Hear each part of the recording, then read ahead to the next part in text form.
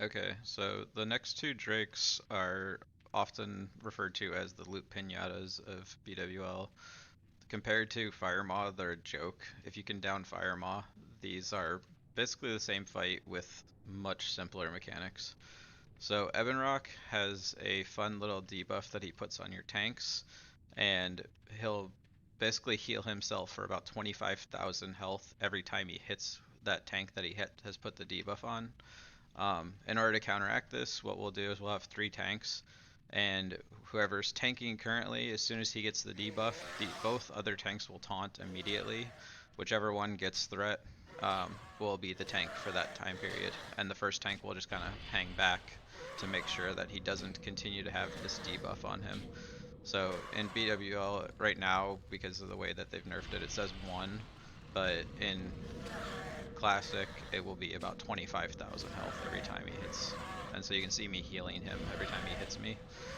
He casts it pretty often, which is why we'll have two extra tanks. Him healing himself significantly is pretty much the only way you wipe. Other than that, he literally just sits here and attacks you. So we'll tank him standing in this corner.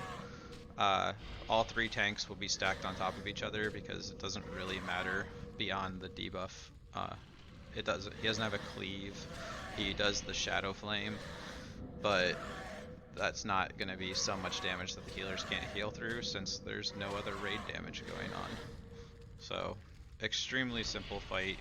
Um, just don't overheal him to the point where we run out of mana trying to fight him. Um, and then for Flamegor, he's probably even slightly simpler. Uh, a lot of times people only do him with two tanks because the taunt issue isn't as necessary. But it's nice to have three. Um, so pull him down into the exact same location.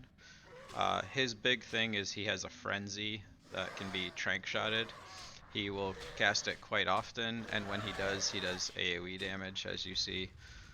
So he does a little bit more damage to the raid, but it's trank shottable. If we have 4 hunters, we'll end up doing a rotation of 2 hunters at a time for each one, just to make sure that he doesn't keep it up.